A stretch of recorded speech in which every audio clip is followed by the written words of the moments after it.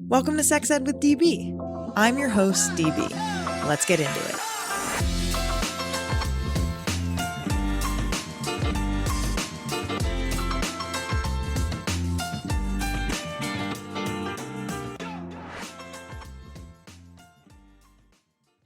Welcome to Two Black Girls, One Rose, a podcast discovering what we can learn about modern dating, love, and relationships from popular television. I'm Natasha. And I'm Justine. We're best friends and TV fanatics, and every week on our podcast, we're recapping all of your faves, from reality shows like Love is Blind and The Bachelor to classics like Sex and the City. Each week, we recap the latest episode while discussing topics like, is friendship or passion a better foundation for a relationship? And should we be dating men in their 20s? We both spent our 20s dating all around New York City, so we've got a lot of relatable mess and stories to share. Listen to us on all podcast platforms, and for bonus and video content, join us on Patreon. Hi, DB here, your favorite sex educator, pleasure expert, and rom-com critic. And I'm currently fully out of office on my honeymoon right now, but that doesn't mean that you get less Sex Ed with DB.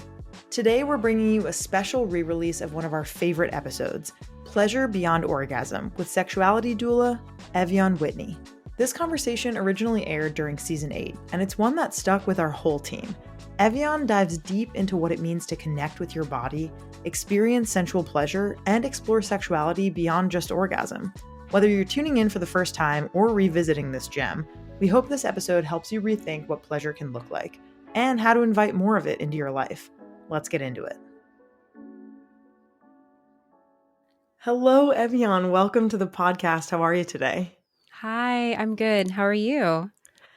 I'm really good. I am very excited to chat with you. You are someone I have admired from afar for a very long time, and it's an absolute pleasure to get to know you. I think like in the first couple years of being a sex educator and doing Sex Ed with DB, you are someone that's been on my inspiration board, if you will, of people in the space who, seriously, who are doing like incredibly important and mindful work. And so I'm just very lucky, I feel, to get to talk to you today. So thank you. Oh, thank you so much. I'm so happy to be here, and like such generosity that you've given me with your words. I really appreciate that. Of course, of course. And for folks who don't necessarily have you on their inspiration board quite yet, I'm wondering if you can introduce yourself and just share a little bit about your work. Yeah. So my name is Ev'Yan Whitney. I use they, them pronouns. I am a sexuality doula, a somatic practitioner, and a sensualist. I have a bunch of different pots on the burner when it comes to the work that I do. I work with people one-on-one. I have a podcast called Sensual Self. I have a book also called Sensual Self. And really with everything that I do, the philosophy behind my work is around helping folks guide themselves into their own sexual liberation and their own sexual healing, whatever that looks like for them. And really coming from this space of like unshaming, reclaiming, and healing our sexuality at these intersections of pleasure, embodiment, race, gender, identity, and honoring the body. So that's a little bit of what I do. Yeah, just a tad. You're, very multifaceted, a lot going on. I think something that I really, really appreciate about you, and at least everyone is very different, I presume, from kind of the content sometimes that we put out into the world. There are many levels to us and what we're feeling and what we're thinking, but I really get such a sense of honesty and transparency from you. And I'm sure you get this a lot, but it really does feel like I know a lot about you. And it's a very special feeling when you haven't actually met somebody yet.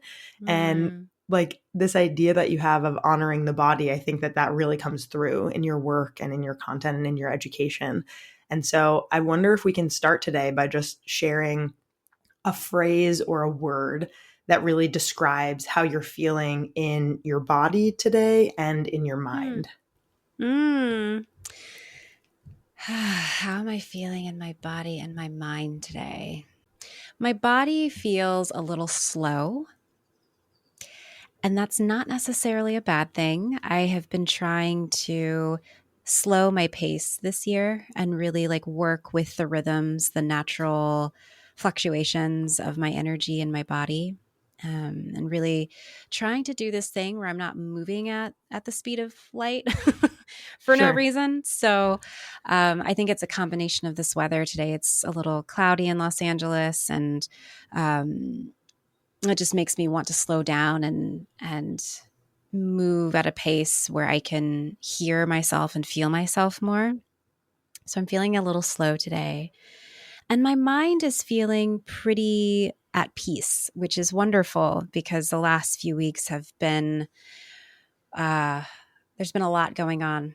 There's a lot of fullness happening in my life right now, and a lot of thoughts that I'm thinking, ideas and dreams and goals. And in this moment, I'm just feeling like, my brain is kind of like taking a break from a lot of the thoughts that I've been having over the last few weeks. So yeah, when I hear myself say all this too, I'm like, oh, slow and at peace. I like that. I love this for Pretty me. yeah, pretty good. I think Yeah. like checking in with ourselves around that obviously can change minute to minute, right? I think like we Right. can be very temperamental creatures, and it really depends on mood and hunger and like how your muscles are feeling and like Totally. what your friend said to you on your last phone call. And there are just a lot of things that can affect us. And so I'm very glad that in this moment you're feeling, a little slow in body and peaceful in mind, which is a Mm. great thing.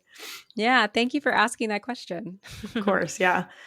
I'm wondering a little bit if we could go back and if you can tell me a little bit about kind of how you got here, right? And this question that we ask all of our guests is, what was your sex ed like growing up? And, Mm. a kind of a two-parter, like what really made you so passionate about this work? And does that have to Yeah. do with your sex ed growing up or your, ways of learning about these topics from a young age, or is it something else? Yeah. Yeah. The sex education I got growing up was pretty much non-existent. So I was raised in a religious conservative home. So the bulk of my sex education was around the body, like anatomy. Men have penises, women have vulvas.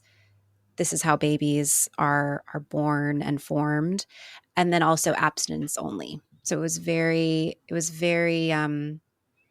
there wasn't a lot of room to move around. There wasn't a lot of conversation to be had. It was like marriage, sex is for marriage, and it happens between two people who love each other, and you should not be having sex if you're not married. And Hmm. if you have sex and you're not married, then you're going to hell. So To put it that lightly. was, Yeah. yeah, to put it lightly, to put it very lightly.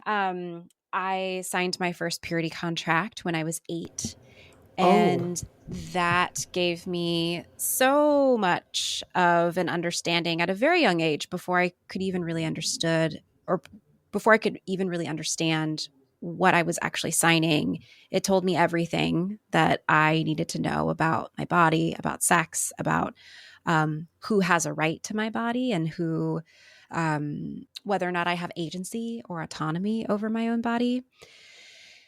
So I started from that place. And, growing up, I was really trying to understand in this world that is so sex soaked and sex obsessed. Like, okay, I'm getting these teachings from my church and my parents about abstinence and about sin and, how bad masturbation is and how, you shouldn't have erotic thoughts and all of these things.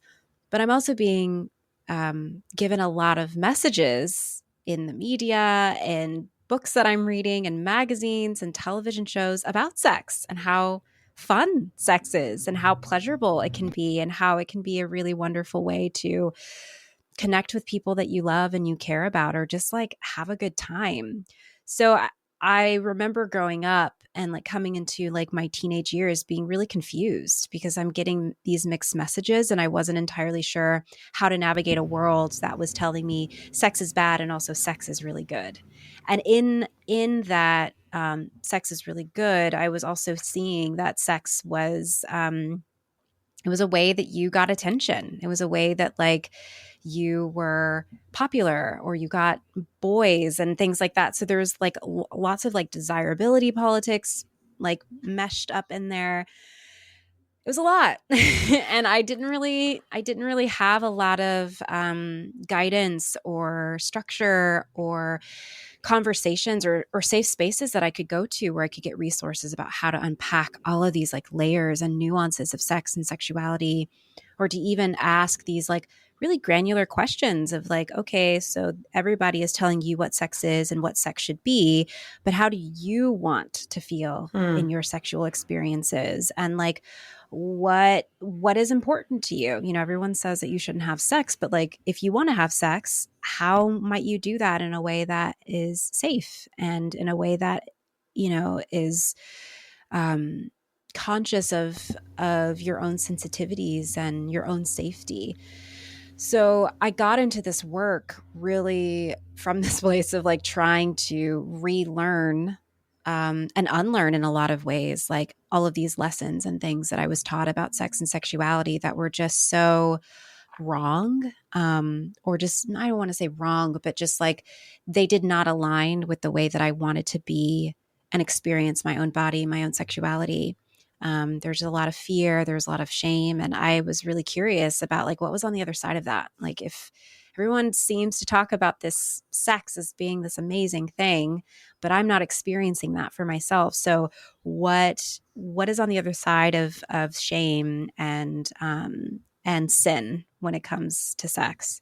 So yeah, becoming a sex educator was not the thing that I imagined I would be doing with my life. I had other plans, but it's very clear to me that this is such a, not just a passion, something that I give of service to others, but it's also something that I give of service to myself, to this like younger version of myself that did not receive comprehensive and open, responsible, and respectful education around sex, body, gender, identity, love, all of those things. So it's been, and one of the things actually I wanted to touch on as you were talking about how like the work that I do is I really give so much of myself and make myself really vulnerable. And there's a lot of honesty and transparency within the work that I do. And it really comes from that place. Like I feel that I do this work for others and I also do it for myself, that as I am helping to guide and usher others into their own sexual awakenings, whatever that looks like for themselves, I am also on this journey and I'm also on this path as well.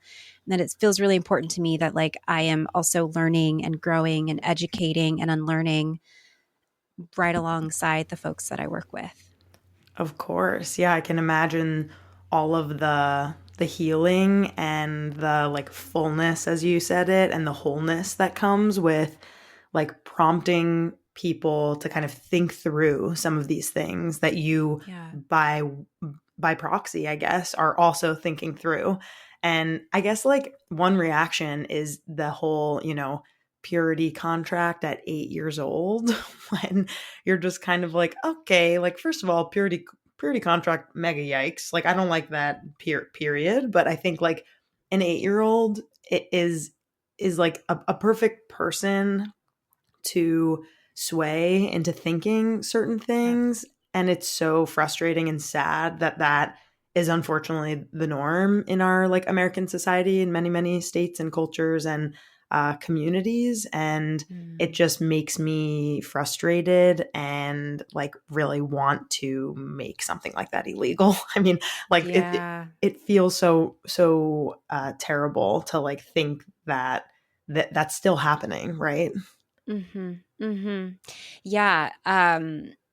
When I think back to those moments, it feels really gross in my body, you know? Right. And especially because like what you said, it's like that's, and this is something that I've been unpacking so much in therapy. Like I feel so much anger that was something that was imposed upon me without my consent because I'm 8 years old. I didn't really understand what purity was or virginity was or what even sex was. And yet I'm in this space, which is supposed to be a safe space. You know, it's in church and it's amongst my church friends and leaders that I have given a lot of trust to, and I have seen as an authority figure, the fact that like this was part of my story and now a part of my body. Like purity culture lives deep inside of me because of those very formative years that it was given to me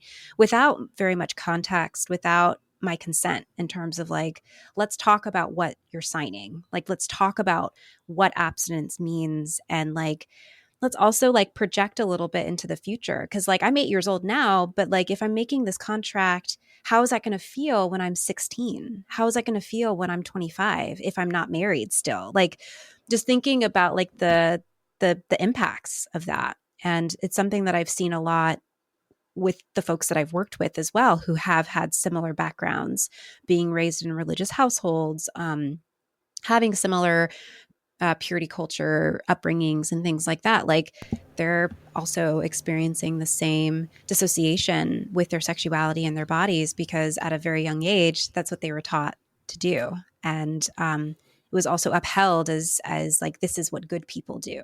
And if you're good, then you will be loved. And if you're loved, you will be happy. Like it's just, it's really sick and twisted. I really wish that purity culture was something that folks got a chance to opt into, because I don't necessarily think that signing a purity contract is a bad thing. If that's something you're giving fully like informed consent about, okay, this is what this is what this means. Also, contracts can be broken. And if you want to break that contract, that's okay too. We are allowed to change our minds. We are allowed to grow outside of the boundaries that we have placed within ourselves. It's giving that as like an obligation, like it's giving that as like something that there's no other choice that you have. Like I wasn't able to make a choice. This was the only option, that I think is really harmful and does a lot of damage to particularly women and femmes, because I don't believe that I'm certain that men and masculine identified folks likely signed contracts like these, but the majority of the folks that I talk to and the majority of the folks that I work with are women, femme identifying folks, non-binary people, and they have the same experience, Absolutely. Yeah. And I think, again, there's so much to this when it comes to like religion, culture, like folks of different communities. I think like Jane the Virgin, for example, did a really phenomenal job talking about like the way in which our, grandmothers and like people who are elder and like the way that they kind of compare like your virginity to a flower. And I think that really like touched a lot of people and like felt like their experiences. And I kind of want to shift now a little bit to what you're mentioning with folks that you work with, right? Like you in 2014 pioneered the term sexuality doula, which even the term feels like very new, very much something that like I personally love and connect with the idea that you're doing this work helping people connect with their bodies. And you're educating, you're facilitating, you're supporting, as you mentioned, you're holding space for women and non-binary folks, and you're helping them reclaim a lot of their sexual expressions and their bodies, and really defining these ideas for them on their terms. And so I'm wondering if you can just share, and again, everyone's different, of course, and I'm sure it's very much like I'm thinking of like an IEP, like for a student, like an individualized education plan. Like everyone has their own kind of ideas of what to do next for themselves. But I'm wondering if you can just share a couple examples maybe of like exercises and practices and what that might look like for somebody who you work with as a sexuality doula. Totally. Yeah. So people come to me from a place of either disconnection or lack of education, fear, anxiety, or shame around sex, and all the other things that follow underneath that umbrella. So gender, relationship structures, pleasure, the relationship that they have with their body, self-care. It really is wrapped around so much of what we experience and are in play with, in relationship with, when it comes to sex. So folks come to me because they're like, I feel really lost. I don't have a sense of who I am as a sexual person, but I really want to know. Like, I really want to know this version of myself. I just don't know where to start. Like there's just so much compacted onto this process for me. Like it's hard for me to talk about sex. It's hard for me to even have sex. I've been given so many beliefs and ideas about who I'm supposed to be sexually, and I don't know which is true and what I should do and what I shouldn't do. So my work looks like really creating a space for folks to flesh all of this stuff out, like flesh out the shame, flesh out the teachings, the stories that they've been given that don't fit for them, and also to invite in some curiosity and some excitement around like if you could design your sexuality to be exactly the way that you want it to be, and all these other stories and all these other narratives and shoulds that have been placed upon you could just like fall away, what would you design? Like who would you want to be? How would you want to create yourself? So it's a combination of like working with what is holding folks back from attaining this sort of sexual identity, sexual expression that they want to have, and also like creating space for them to explore that, like creating space for them to take on these different identities that may not have been offered to them or available to them. Part of my work also is around sort of liberating and bringing more education around the asexual experience. So this idea that like not everybody is sexual, and it is okay if your sexuality or your sexual desire or your libido fluctuates. And what does it look like for you to include that within your identity? Like to say, actually, I don't really want to prioritize sex. And that comes from a deep, sincere place, not necessarily from a place of trauma or shame, but because like there are other things that I want to focus on in my life. Like this isn't something that is important to me. So how can we include that within their identities and also give them space to explore different ways of connection, intimacy with themselves and others, and pleasure as being a part of that experience? I work with sensuality a lot, which is about, just having a deep, intimate relationship with your body and your senses and folding in pleasure into that without necessarily having sex be a part of that. So I've said a lot about what that looks like. In terms of the practices that I give people, one of the first places that I go toward is the body. Like what is folks' relationships with their body? Just like on a regular, like not within a sexual context, but like you're walking around your apartment. What are the thoughts that are coming up around your body? What is the self-talk that you have when you are eating a meal or getting dressed or taking off your clothes? We have sex with our bodies, and it makes sense to me that we would be very curious about like how to heal ourselves, how to heal whatever sexual ruptures we have had through our bodies and through the relationship that we have with our bodies. So that's where like I fold somatics in, like really folding in the wisdom, the deep inherent wisdom of the body, working with practices through the body to help people to express, to release, and to just get curious about like, what are the sensations, feelings, emotions, stories that live here? And how can that wisdom help guide me on this path toward liberation, toward healing, toward pleasure, and toward aliveness? So body is something that we work with first. The other question that I ask is like, what is your relationship to pleasure like, and not within a sexual realm. Again, also just from a place of like, what are the ways that you make your body feel good? And like, do you have a relationship with making your body feel good? And what's beautiful about these things that we're exploring outside of a sexual context is that once we get really clear about the relationship that we have with our bodies, about the relationship that we have with pleasure, outside of sex, we can then bring that into sexual context with new information, new ways to engage with that don't feel so bogged down by a lot of the shoulds and stories that we have about the way that we should be in our bodies during sex, the way that we should be in our pleasure during sex. So I really work first kind of like taking sex out of the equation a little bit and just like a holistic view. Like, tell me what your body is like. Like, tell me what it's like to be in your body. Tell me what makes your body feel good. And oftentimes just like having that dialogue opens up so much, and it allows me to see like, okay, this is where we need to go. This is where I would like for us to go. And here are some of the practices that I can work with you on to help you go deeper. I imagine even just taking the sexual piece out of it, like you just said, and just having time and space for people to think through what brings me joy, pleasure, and happiness on a day to day. Like, when are we being encouraged to do that? Never. Yeah, it's like, never. it's like numb yourself with this TV show, or like pretend like you are, not worried about the things that you're stressed about by distraction, or, Right.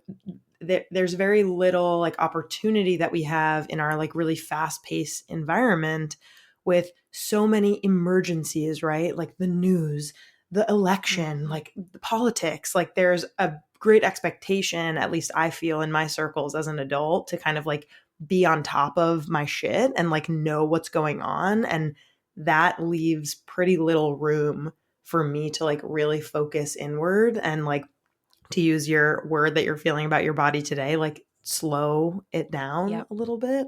And so I find that that's kind of revolutionary, to really be able to think through like what brings me pleasure, what feels good in a non-sexual way. And then once those things are identified, then kind of taking it to like a phase 2 in a sense, if that's something that someone is interested in doing. Yeah. And, I work with a lot of survivors, for whom sex is just really difficult, or it comes with a lot of weight, comes with a lot of baggage. And for me, as someone who is also a survivor, it feels really important to like take sex out of the equation as a way to just like very gently go into these areas. Because I know for me, the idea of trying to fix my sex life was just too much. And what I really needed to do was start from the very beginning, which was like, what relationship do I have with my body? And the more I began to heal that and understand that, the more I could find new ways of resilience that I could tap into, so that when I began to start going into these realms of like my sexual trauma or my sexual desires, I had something that I could lean back into in my own body. So the work that I do is as trauma informed as possible, with this understanding that like sometimes it's not helpful or useful to go straight into like, okay, so let's talk about orgasms, because we need more time. A lot of us haven't been in safe spaces or have had safe conversations around sex and sexuality.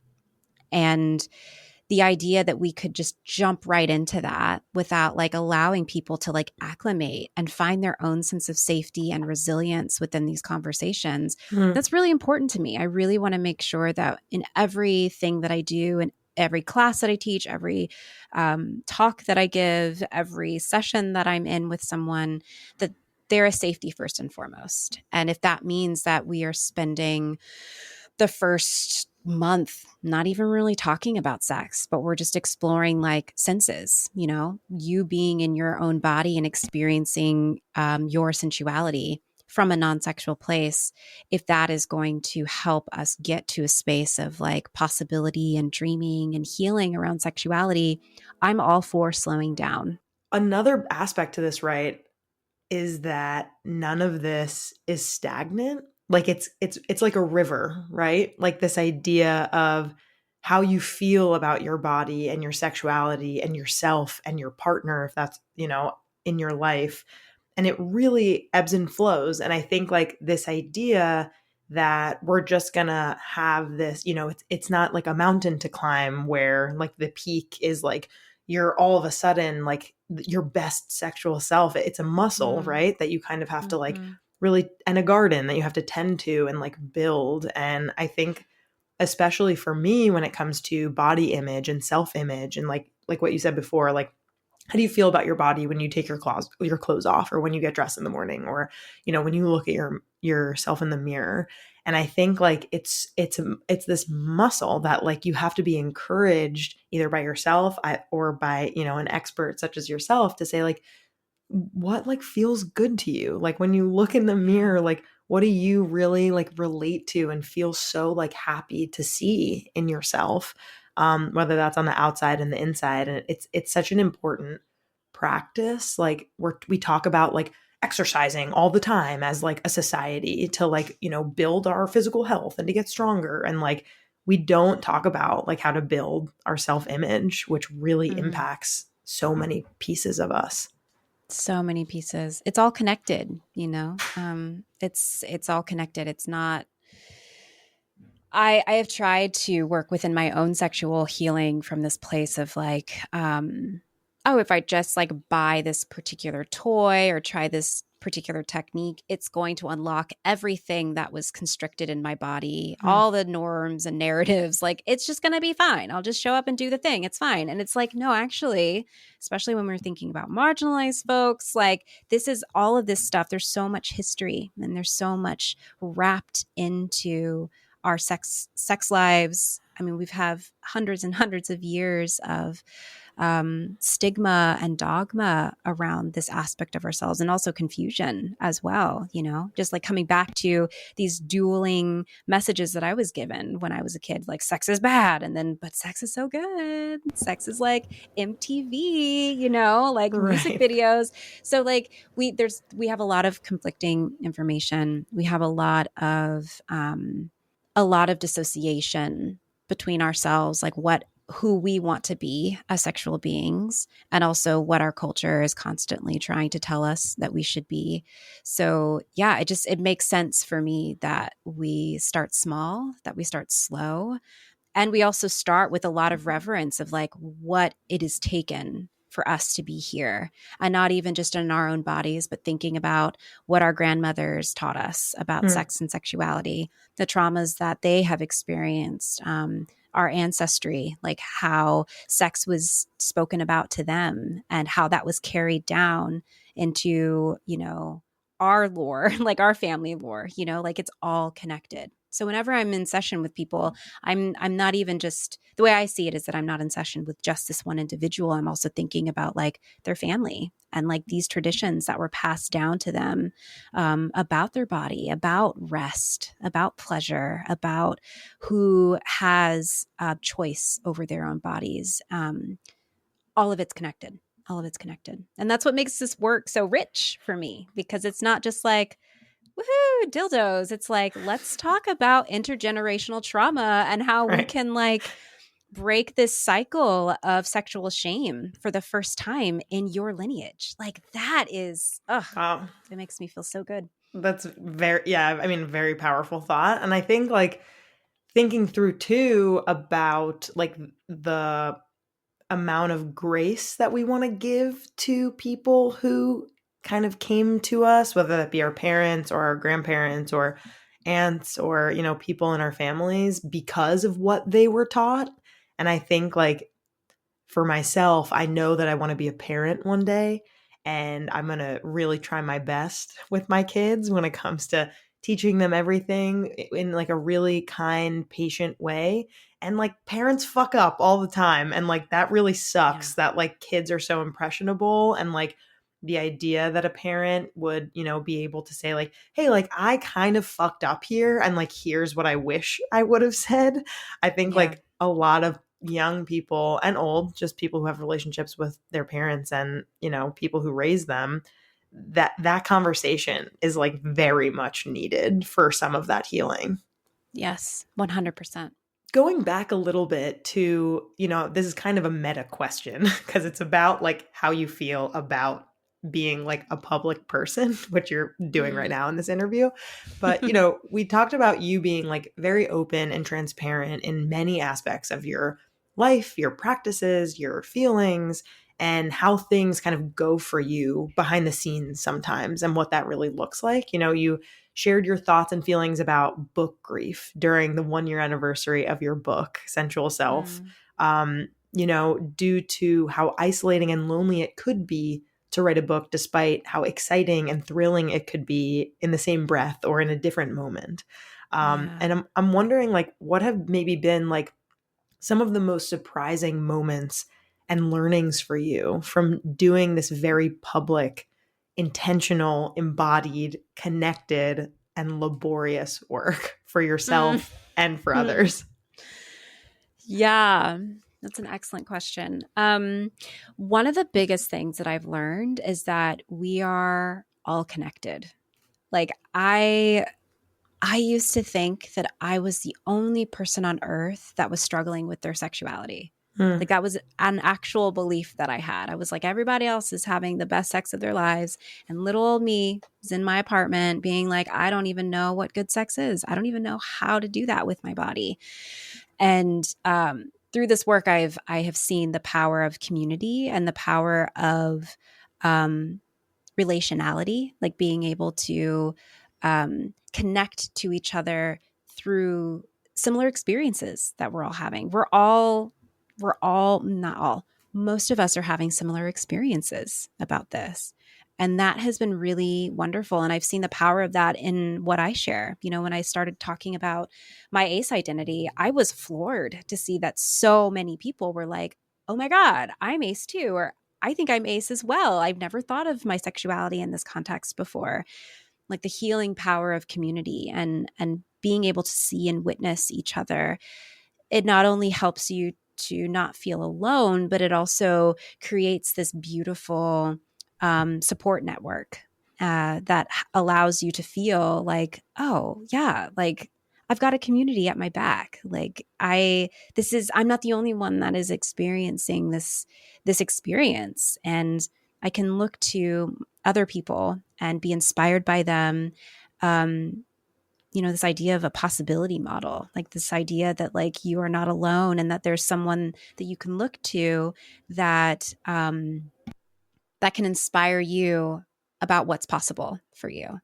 Yeah, I think that's one of the biggest things that I've learned as I've just been sort of fumbling through my own journey and being so honest about what's moving and shaking and challenging me is remembering like, oh, this is not an isolated experience. Like there are many people who are having this same or a similar experience, and feeling that makes me feel less alone. And it also helps connect me to the people who connect with my work.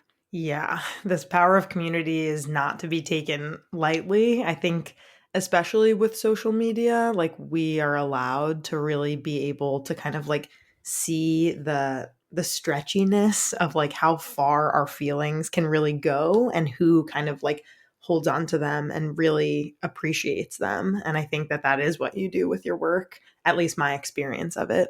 So yeah, that's definitely moving, super powerful to be able to access, like help other people access that, I imagine. Yeah. Moving on a little bit to me for a hot second. So when I'm like overwhelmed and anxious in my body, um, which, again, ebbs and flows, I think it really shifts depending on like how much work that I'm doing and if I've, moved my body that day and if I've sweat and if I have eaten and, all of these interwoven pieces. I find myself really seeking some sort of ritual or something that I hope will work if I just give it kind of a little bit of space and time. And I've talked to a lot of people in my life who have really similar feelings around like, I'm feeling like when things are a little out of control, I'm kind of like wanting something to fall back on that really like aids me and makes me feel a little bit more grounded. And I really love this practice that you shared of connecting to your pleasure in 60 seconds and like connecting to your body. You recently shared it on your Instagram. And I wonder if you can just kind of like talk a little bit about it and share that a little bit here. Yeah. So, pleasure for me is one of the biggest ways for me to feel alive and more present in my body because pleasure stimulates my senses. It makes me feel alive. So, one way that we can do this practice that isn't super lofty, because I know pleasure is a big word and there's a lot of connotation that comes with that. And I know for me, when I was starting to dabble into pleasure, I thought that it had to be these like big, grand gestures of bubble baths and 4-hour massages and things like that, which is fine. But I'm really interested in like creating spaces where it is accessible, like where pleasure and being in your body is as accessible as possible.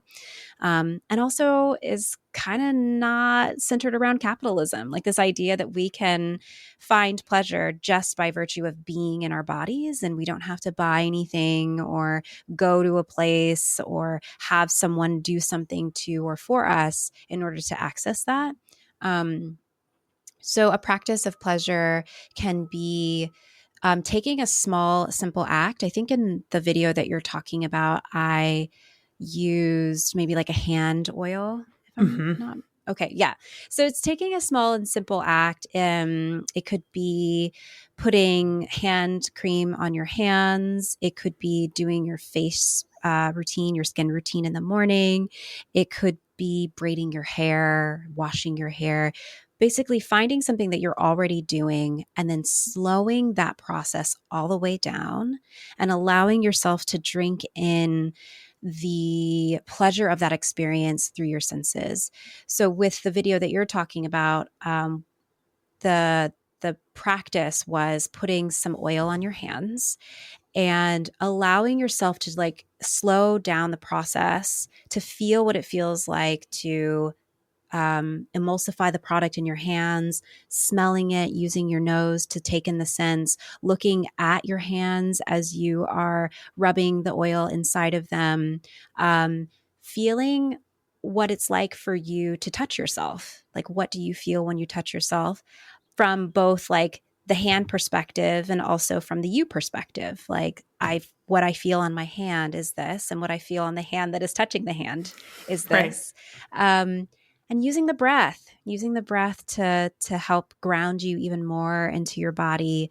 And even just doing 10 seconds of that can be so profound. I know for me, I do this practice often and it helps me to be more grounded in my body. It helps my anxious mind to quiet a little bit. And it also helps me to remember that like I am not on this earth just to toil and suffer. Like Right. I am on this earth to feel good and to have these little moments of pleasure and enjoyment and savoring with my body. And I really find that to be a radical act, particularly in this world that is constantly telling us not to slow down and to not be in our bodies. So yeah, I recommend finding a simple practice that you're already doing and just like slowing it all the way down. A colleague of mine, Euphemia Russell, who wrote the book Slow Pleasure, talks about taking an act and like adding 15% more pleasure into it. And I Mm. love that idea of like just 15%. Like you don't have to go full 100. You don't even have to go full 30. But what would it be like for you to add 15% more pleasure to this particular practice, activity that you're doing? So yeah, highly recommend Euphemia's work. They're one of my favorite people to talk about pleasure with. I love it. Yeah, it is radical. I mean, it shouldn't be. I think like it's it's so fun to experience pleasure and it's pretty pure, right? It's like how your body is feeling and it is connecting to your mind, right? In those moments of like the hand cream, for example, of like smelling good, feeling good, that breathing. Yeah. Like I just really connect to this idea of like this small thing that you're able to do every day if you want to. Um Mm-hmm. we only have a couple more questions. Thank you again so much for being here. This has been so fun to talk to you. Yeah, my Um, pleasure. and yeah, great getting to know you. But I'm wondering if you can share one thing that you would want everyone to know about connecting to their bodies. If you had a microphone to the world, what would you say? Oh man, a microphone to the world. I would want people to know that their bodies are so intelligent, Hmm. like so intelligent. I've seen so many people who really treat the body like this thing that the brain has to lug around and control. And um, yeah, I want people to have more reverence and more respect for their bodies. I want people to know that their bodies are constantly talking to them and giving them messages, even when they think that they're not. And that it is so important that we listen. Like it's so important that we take moments to listen to the messages that our bodies are trying to give us, whether that is to slow down, to rest, to take a sip of water, to not say the thing, to stay inside. If people are trying to take you out and you're like, no, it's too late, I want to rest. Like what would it be like to treat our bodies as a friend that we deeply respect, admire, and want to be in relationship with? I think coming to connection with our bodies from that place feels a lot better than just like, oh, my body is such a drag. And that's not to say that our bodies don't have those moments. I mean, Right. to have a body, sometimes it is a drag. Sometimes it is It's annoying, you know, pain and tension and trauma. Like these are all things that we experience in our bodies. And I understand the desire to want to disconnect and dissociate from that. But there's something very beautiful about paying attention to our bodies and like really honoring the voice of it and doing it in a slow and steady pace. Like we don't have to go straight into all of these areas that are challenging. But like, what would it be like for you to just like make it a practice to put your hand on your heart, take a deep breath, and just like tune in? Like, what is my body saying to me right now? And I've given this practice to people before, and often they're like, it's so frustrating. My body isn't saying anything to me. I'm like, just keep coming back. Just keep coming back. Because you've had many, many years of your body talking to you and you saying, not today, not right now. I'm not going to listen to you. That's too inconvenient. I'm not going to pay attention to you. So like, give your body time to remember that you can be in a collaborative relationship with each other. So yeah, I say more body connection wherever you can, wherever you can find it. I love it. I love it. It's definitely something that I am taking to heart, literally and emotionally and psychologically. So thank you. I'm just wondering what's next for you and where our listeners can find you, get your book, kind of like hear more about your work, all that good stuff. Yeah, this year, and I kind of mentioned it at the beginning, I'm really trying to rest. I've done a lot over these last few years. Yeah, I mean, my book came out and I was just running all over the place, and I'm really trying to do a little less this year. I'm trying to slow down. I'm trying to rest. I'm trying to like take care of myself. So I don't have any exciting projects coming up. But that doesn't mean that you can't, enjoy the fruits of previous labors that I've done. Of course. So my book, Sensual Self, you can find that wherever you find books. It's a really beautiful self-guided journal that helps you tap into your body and connect to your pleasure. There's prompts in there and exercises that will help you to explore and get curious about the sensations of your bodies, the message of your body. And it's a really beautiful offering. I'm really proud of it. So you can find Sensual Self wherever you find books. I have a podcast also called Sensual Self, where we talk about everything that we've talked about here: gender, sensuality, pleasure, being in your body, practices that you can do that can help you to connect with your breath. And Sensual Self, the podcast, you can find wherever you listen to podcasts. And of course, I'm on Instagram. I post some little reels and videos and resources that folks can engage with relating to asexuality and pleasure practices. And I even did like this really cute little one with my partner the other day about flirting. Loved it. Like the triangle an embodiment flirting tech. Yeah. So there's just like little fun little snippets on there. So yeah, that's where you can find me. That's it for today. If you love this convo, check out Ev'Yan's work at evyanwhitney.com or follow them on Instagram. We've linked it all in the show notes, so don't worry, it's all there for you. And don't forget to share this episode with a friend, partner, or someone in your life who could use a reminder that pleasure is their birthright. We'll catch you next time. Love y'all.